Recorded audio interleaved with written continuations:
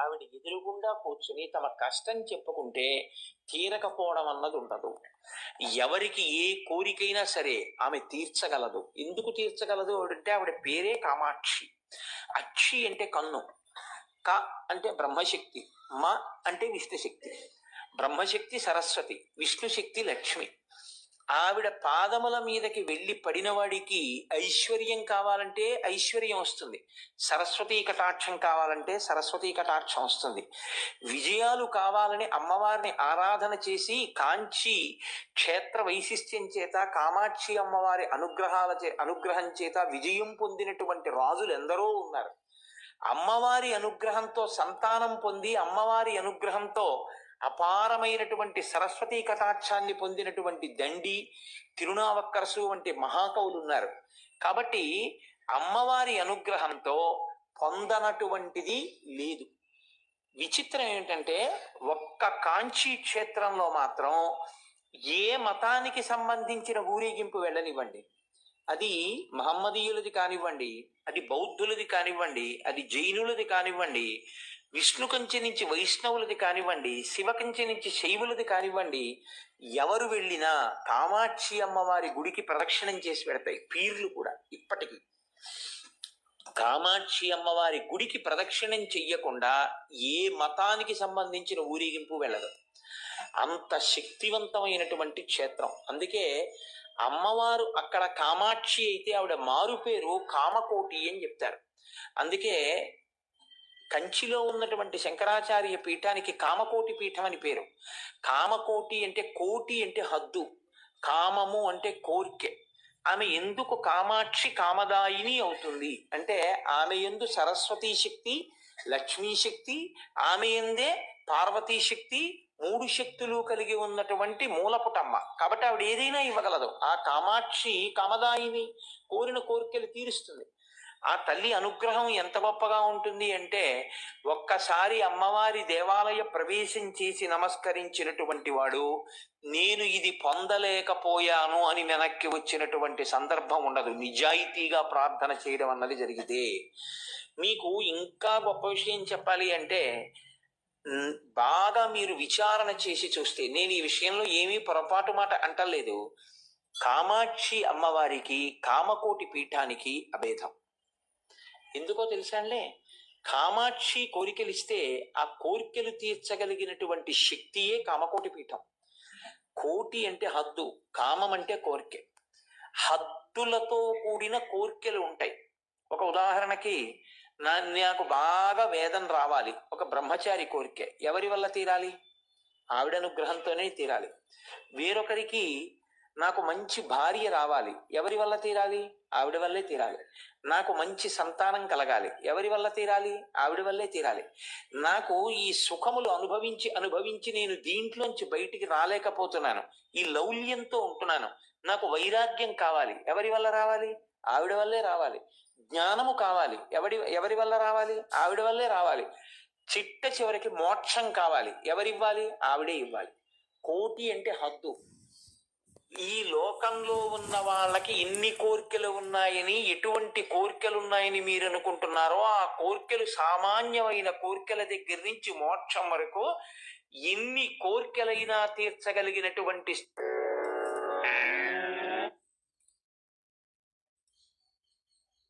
పెద్ద రహస్యం ఏమిటో తెలుసా అండి? అమ్మవారి ప్రసన్నమవుతోందని గుర్తు ఏమిటంటే కుంకుమ వాసన ముందొస్తుంది. బాగా కుంకుమ వాసన వచ్చేయడం మొదలెడుతుంది. మీరు కాసేపటికి గమనించి ఏంటింత కుంకుమ వాసన అని చుట్టూ చూస్తే ఎక్కడ ఉండదు. లేదా అమ్మవారు అనుగ్రహిస్తే ప్రయత్నపూర్వకంగా అక్కడెక్కడ కుంకం పడినది ఇంత కుంకమైనా అందులోంచి నాసాపుటములు అదిరిపోయే కుంకుమ వాసన వచ్చేస్తుంది. అంటే అమ్మవారు అక్కడే ఉండి అనుగ్రహించేస్తోందని గుర్తు. ఇది ధ్యానమగ్నులైన వారికి మాత్రమే తెలుస్తుంది ఈ రహస్యం. కాబట్టి అమ్మవారి అనుగ్రహం ఒకటి లోకంలో మీరు బాగా జ్ఞాపకం పెట్టుకోండి, హనుమ యొక్క అనుగ్రహం ఒకటి. ఈ రెండు చాలా తొందరగా వచ్చేస్తాయండి, చాలా తొందరగా కనపడతాయి. ఎక్కువ సమయం పట్టదు, చాలా తొందరగా అమ్మవారు అనుగ్రహించేస్తుంది. తల్లి తల్లే, అమ్మ అమ్మే. కాబట్టి చూడండి, లలాటం లావణ్య జ్యుతి విమల మాభాతి తవయత్ ద్వితీయం తన్మన్యే మకుటఘటితం చంద్రశకలం.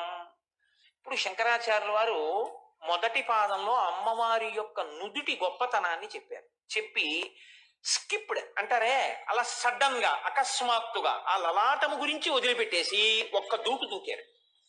ఎక్కడికి వెళ్ళిపోయారు ఆయన? దేని గురించి మాట్లాడుతున్నారు? ద్వితీయం తన్మన్యే, మన్యే అంటే ఊహించుచున్నాను, ఊహించుచున్నాను అంటే ధ్యానించుచున్నాను. ద్వితీయం తన్మన్యే మకుట ఘటితం చంద్రశకలం. అమ్మా, చంద్రుడి యొక్క ఒక అర్ధభాగము నీ యొక్క కిరీటము మీద ఉన్నదని నేను ఊహించుచున్నాను. ఇప్పుడు శంకరాచార్యుల వారు చెప్పింది ముందు అలా గుర్తుపెట్టుకోండి. చంద్రుడిలో ఒక అర్ధభాగం ఎక్కడుంది? కిరీటం మీద ఉంది.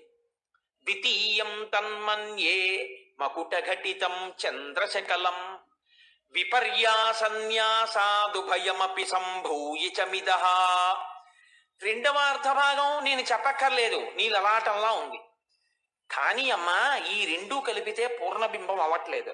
అందుకని ఈ రెండింటినీ విపర్యాసన్యాసాదుభయమపి, ఈ రెండింటినీ తిరగేయాలి, తిరగేసి కలపాలి. కలిపి అంటిస్తే పూర్ణచంద్రబింబం అవుతోంది. ఇది విపర్యాసన్యాసాదుభయమపి సంభూయ చమిదః సుధాలేపస్యూతి పరిణమపి రాకాహిమకరః. ఇలా కానీ ఎవడైనా ఇక్కడ అంటించగలిగితే ఉత్తర క్షణంలో వాడి మీద అమృత బిందువులు పడుతున్నాయి. ఇది శంకరాచార్యుల వారి యొక్క ప్రజ్ఞ.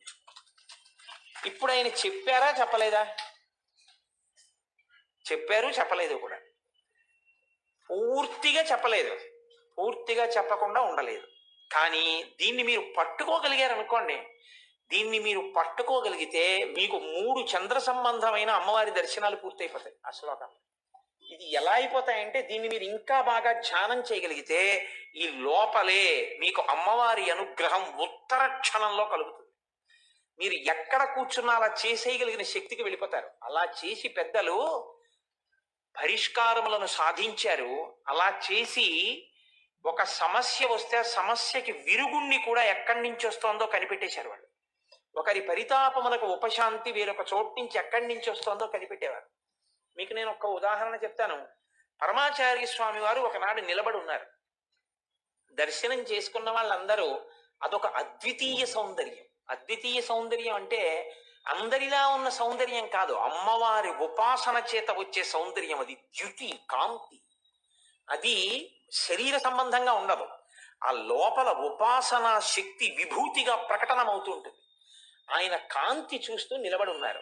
ఇంతలో ఒక ఆడిటర్ గారు ఒక ఆయన దగ్గరికి వచ్చి నమస్కారం చేసి 24 స్వర్ణ మారేడు దళములను ఆయన దగ్గర పెట్టి నమస్కారం చేశారు. పరమాచార్య పుల్లతో తోస్తారు, పుల్లతో తీస్తారు, తనేం ముట్టుకోరు ఎక్కువ. వాటిని తీసుకుని ఎడం చేతిలో పట్టుకున్నారు. 24 బంగారు మారేడు దళాలు పట్టుకున్నారంటే సాధారణంగా ఎవరికో ఇవ్వడమో ఏదో ఉంటుంది కాబట్టి అందరూ చూస్తున్నారు. ఎవ్వరికి ఇవ్వలేదు. ఓ అరగంట అయిపోయింది, 45 నిమిషాలు అయిపోయింది, గంట అయిపోయింది. ఇంతలో పరమ నిరుపేదలైనటువంటి 24 మంది భక్తులు మహారాష్ట్ర నుంచి వచ్చారు. ఈ 24 దళాలు ఆయన చేతిలో పట్టుకునేటప్పటికీ వాళ్ళు కొన్ని కిలోమీటర్ల దూరంలో ఉన్నారు. ఈయన పట్టుకున్న గంటకి వాళ్ళు వచ్చారు. వచ్చి, మహానుభావ, మీరు ఒకసారి అఖండ భారతాన్ని దర్శనం చేస్తూ మా రాష్ట్రానికి వచ్చారు, మా కుగ్రామం మీదుగా వెళ్ళారు, అప్పుడు మీ దర్శనం చేసుకున్నాం, మళ్ళీ మీ దర్శనం చేసుకోవాలని ఉవ్విళ్ళు ఊరుతున్నాం. మీరు మళ్ళీ ఈ ప్రాంతంలో ఉన్నారని తెలిసి మీ దర్శనానికి వచ్చాం. మళ్ళీ నాళ్ళకి మిమ్మల్ని చూడగలిగాం, మా మనస్సు ఆనందంతో నిండిపోయిందని వాళ్ళకేం తెలియదు. నిరుపేదలు నేల మీద పడి నమస్కారాలు చేశారు. చేసి పాపం అయిపోయింది, వాళ్ళు వచ్చిన పని చూసేశారు, పొంగిపోయారు. అమాయకులైన భక్తులకి కోరికలు ఉండవండి, చూసి వెళ్ళిపోవడానికి వచ్చామంటారు వాళ్ళు. అందుకని వాళ్ళు వెళ్ళిపోతూ వెళ్ళిపోతూ, అయ్యా మాకు మీరు అస్తమానం ఇలా రాలేం కదా, మీరు మా దగ్గరికి రాలేరు కదా, మీరు మాకు గుర్తుండిపోవడానికి మాకు ఏదైనా కృప చెయ్యరా అన్నారు. వెంటనే ఎడం చేతిలో ఉన్నవి తీసి ఒక్కొక్కరికి ఒక్కొక్కటి ఇచ్చారు. వచ్చినవి 24, వచ్చిన వాళ్ళు 24. వాళ్ళకి స్వర్ణ మారేడు దళాలు వెళ్ళాయి. ఆ మారేడు దళమే చంద్రశేఖర పరమాచార్య. ఇది అమ్మవారి యొక్క ఉపాసన చేసిన వారి యందు ప్రకాశించేటటువంటి విభూతి.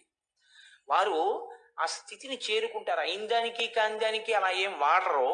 ఏమీ తెలియనట్టు ఉంటారు, కానీ ఆ అనుగ్రహాన్ని పొందుతారు అమ్మవారి అనుగ్రహం. కాబట్టి శంకర భగవత్పాదులు మనకి మన పరితాపోపశమనము కొరకు ఇవాళ ఒక పెద్ద ప్రయోగం ఆయన ఇస్తున్నారు. లలాటం లావణ్యద్యుతి విమలమా భాతి తమయత్. ఇప్పుడు ఇక్కడ వరకు మీకు బాగా అర్థమైపోయింది కదండి, ఎందుకంటే నేను ముందే అష్టమి చంద్ర విభ్రాజలేక స్థల శోభిత చెప్పేశాను కాబట్టి అది చెప్పేటప్పుడు మీకు కిరీటం మీద ఉన్న చంద్రరేఖ కూడా నేను చూపించేశాను కాబట్టి ఇప్పుడు చూడండి, అమ్మవారి యొక్క లలాటము ఏ పక్షంలో ఉన్నటువంటి అష్టమి నాటి చంద్రబింబంలా ఉంది? కృష్ణపక్షంలో ఉన్నటువంటి చంద్రబింబంలా ఉంది కాబట్టి ఇలా ఉంది కదండి. ఇలా శంకరాచార్యులు వారు అంటున్నారు, కృష్ణపక్షంలో ఉన్న చంద్రబింబం ఇలా ఉంది. ఆ పైన ద్వితీయం తన్మన్యే మకుట ఘటితం చంద్రశకలం, రెండో పక్షంలో ఉన్నటువంటి చంద్రబింబం కిరీటంలో ఉందంటున్నారు శంకరాచార్యులు వారు. రెండో పక్షం ఇది కృష్ణపక్షం కాంది, శుక్లపక్షం. కృష్ణపక్షంలో ఇలా ఉంటే శుక్లపక్షంలోది అలా ఉంది. ఇప్పుడు పూర్ణ చంద్రబింబం చేయాలనుకోండి, కృష్ణపక్షంలో ఉన్న అష్టమి నాటి బింబం, శుక్లపక్షంలో ఉన్న అష్టమి నాటి బింబం రెండు ఇలా కలిపేశారనుకోండి, కలిపేస్తే పూర్ణచంద్ర బింబం అయిపోవాలి కదా. కానీ అవుతుందా? అవదు. ఎందుకు అవదు? ఇక్కడ ఇబ్బంది వచ్చింది ఒకటి, ఇంకా నేను లేవక తప్పదేమో. ఇక్కడ ఇలా ఉంది, ఇక్కడ ఇలా ఉంది కదండి. ఏమ్మా, ఇక్కడ ఇలా ఉండి ఇక్కడ ఇలా ఉన్నప్పుడు ఈ రెండు అష్టమి నాటి చంద్రబింబాలే అయినా ఈ రెండిటిని మీరు తీసుకొచ్చి ఇలా కలిపితే ఇది ఇలాగా ఉంది కాబట్టి ఇలా ఎలా అవుతుంది? అవదు. అందుకని శంకరాచార్యులు వారు అన్నారు విపర్యాసన్యాస, ఈ రెండిటిని తిరగేయాలన్నారు. అంటే ఇప్పుడు ఇక్కడ ఉన్నటువంటి చంద్రబింబాన్ని ఇలా తిప్పి చూడాలి, ఇక్కడ ఉన్న చంద్రబింబాన్ని ఇలా తిప్పాలి. ఈ రెండు కలిపారనుకోండి, 4 కోణాలు అంటుకుంటే ఏమైంది? పూర్ణ చంద్రబింబం అమ్మవారి ముఖం అయిపోయిందయా. మీకు అర్థమయ్యేట్టు చెప్పగలిగానేమో అని నేను అనుకుంటున్నాను. విపర్యాసన్యాసాదుభయమపి సంభూయ చమిద. ఇక్కడ వరకు బాగుందండి. ఇప్పుడు మీకు 3 దర్శనాలు అయ్యాయి. ఒకటి కిరీటంలో ఉన్నటువంటి చంద్రరేఖ, ఒకటి లలాటమునందున్న చంద్రరేఖ, 3 రెండిటిని తిరగేసి కలపడం వల్ల వచ్చినటువంటి పూర్ణ చంద్రబింబం. ఒక్క చంద్రుణ్ణి అడ్డు పెట్టి 3 దర్శనాలు శంకరాచార్యులు వారు చేయిస్తున్నారు. ఇప్పుడు చంద్రుణ్ణి రోజు చూడడం మీకు వస్తే మీరు ఈ దర్శనాల్ని లోపల చేయగలుగుతారు ధ్యానంలో. ఇది శంకరాచార్యుల వారు ఈ జాతికి చేస్తున్నటువంటి ఉపకారం. ఇందులో ఆయన అంటున్నారు, బానే ఉంది కానీ ఇలా ఉన్నదాన్ని ఇలా తిప్పావు, ఇలా ఉన్నదాన్ని ఇలా తిప్పావు, ఇప్పుడు ఈ 2 తెచ్చి అంటించావు. ఏం పెట్టి అంటిస్తావు? జిగురు రాస్తావా, లేకపోతే అన్నం ముద్ద నలిపి అంటిస్తావా? ఏం పెట్టి అంటిస్తావు? వచ్చేది అమ్మవారి ముఖం. ఏం పెట్టి అంటిస్తే అంటుకుంటుంది అలాగా? అంటే శంకర్లు అన్నారు, సుధాలేపస్యూతి, నువ్వు కొత్తగా జిగురు తేవక్కర్లేదు. ఆ చంద్రబింబంలోంచి అమృతపు చుక్కలు పడుతుంటాయి ఎప్పుడు. ఆ అమృతపు చుక్కే తీసి అంటించేస్తే పూర్ణ చంద్రబింబంలోంచి అమృతంతో అంటుకున్నది ఓట ఉండదు. అందుకని ఇప్పుడు అమ్మవారి ముఖం పూర్ణచంద్రబింబం అయితే అందులోంచి అమృతం స్రవిస్తూ ఉంటుంది. ఇప్పుడు నువ్వు ఇలా పెట్టానని దగ్గరగా చూడగానే అమృతం ఎవరి మీద పడింది? నీ మీదే పడింది. పడగానే అమ్మవారి ముఖము నుంచి స్రవించినటువంటి అమృత కిరణముల యందు నువ్వు తడిసిపోయావు. ఈ తడిసిపోతే ఎవడు ధ్యానమునందు అలా తడిసిపోయాడో వాడు ఉత్తర క్షణం ఇక మళ్లీ సంసారమునందు ప్రవేశించవలసిన అవసరము లేని, ఇక మళ్లీ జన్మనెత్తవలసినటువంటి అవసరము లేని మోక్ష స్థితికి వెళ్ళిపోతున్నాడు.